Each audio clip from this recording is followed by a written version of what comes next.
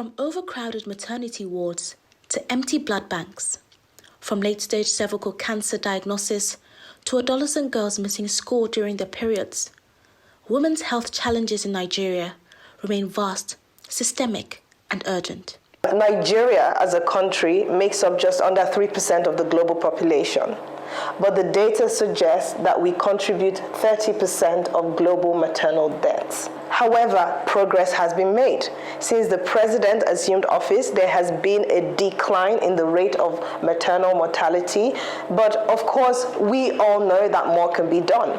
And this is him taking action. This is the president saying, I know that this number is alarming, and so in order to streamline our efforts, we will create an office dedicated to women's health, and this will be the central coordinating platform for conversations on women's health. Mothers, daughters, sisters, lives cut short in overcrowded hospitals, empty blood banks, and bills too heavy to pay.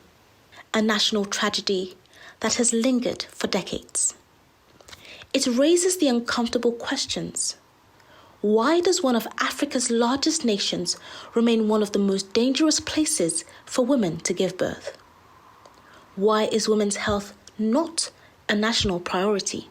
Getting to more Nigerians with life-saving health education is definitely going to be one significant milestone that we achieve, and through our digital platforms and all the tools that we have, we're able to get the data of how many Nigerians we're actually reaching and what information is reaching them.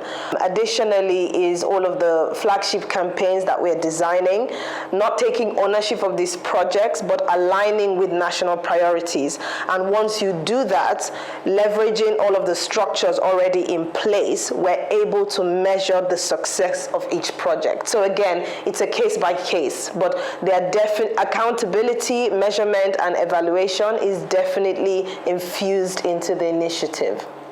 With hundreds of millions of dollars in US aid withdrawn, once Nigeria's biggest source of foreign support, the Bola Ahmed Tinubu administration is moving to fill the void. In 2025, it has established the pioneer office of the Senior Special Assistant to the President on Women's Health, signaling a shift from dependency to national ownership and placing women's health firmly at the center of Nigeria's agenda. For me, as a Nigerian woman, this is it's very symbolic that there is an office that's created now to champion conversations around women's health. I don't only feel that as a Nigerian woman, but also as a medical professional and as a global health advocate, understanding that all of the data coming out suggests that every country will be doing itself an economic disservice if we do not look into the productivity of more than half of its population, which is women. And I cannot also talk about the significance of this moment without recognizing the visionary leadership of His Excellency President Bola Ahmed Tinubu, GCFR, who for the first time in our nation's history has created an office dedicated to women's health. For me, this symbolizes a commitment to prioritize women's health, to move it away from a side story or a peripheral concern straight to the middle of national development. And so it's something that I'm very proud of. I do not take it for granted, and I have approached this office with a very collaborative mindset because I do not want to reinvent the wheel. There have been players, but now is the time to centralize all of our efforts, and I'm very, very proud that we have an office to do that. Through Renew Her, the government is making sure no mother dies giving life by expanding safe delivery services. It is restoring dignity by improving access to reproductive care and menstrual health. And it is securing the future by equipping girls and communities with knowledge and support that they need to thrive. Renew Her is an initiative that will serve as a guide or a North Star or a mandate for this new office.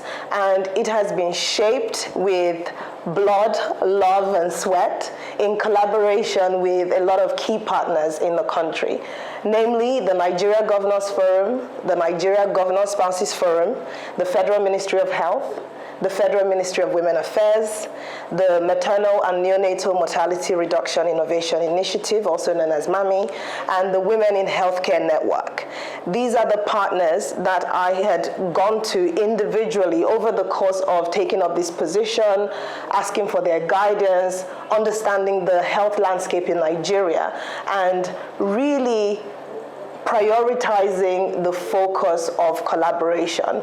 And I'm very grateful that we are all forming a joint mission. This is only the beginning with the launch partners, but the goal is that all of the health players know that there is a central platform for us to amplify our impact. For Nigerian women, Renew Her holds the promise of a lifeline, a chance for political will to answer the cry of mothers, and for needless deaths to finally give way to dignity and survival. One of the big projects or initiatives coming out of Renew Her is the Advocacy and Strategic Communications Media Hub, right?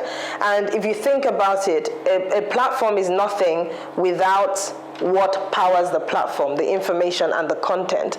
We are bringing the stories and the lived realities of Nigerian women. But not just that, we're not just going there to get their stories, we're going there to set up structures in place. For example, you look at states like Ogun State, Kwara State, Imo State launching next week, where the MAMI goes there and kicks off their initiative from a free voucher that pregnant women are given in rural villages to be able to transport themselves to the hospital, to free cesarean section that already exists in some of these hospitals. These things are there.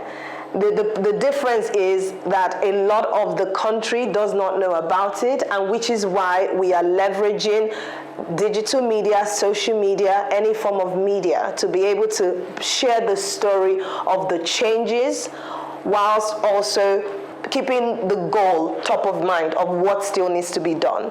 To every Nigerian woman and girl watching, I want to say to you, your health matters, your voice matters, your future matters.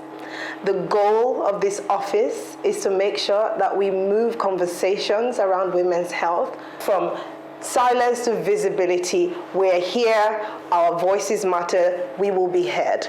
To move the conversations of women's health from fragmented to collaborative.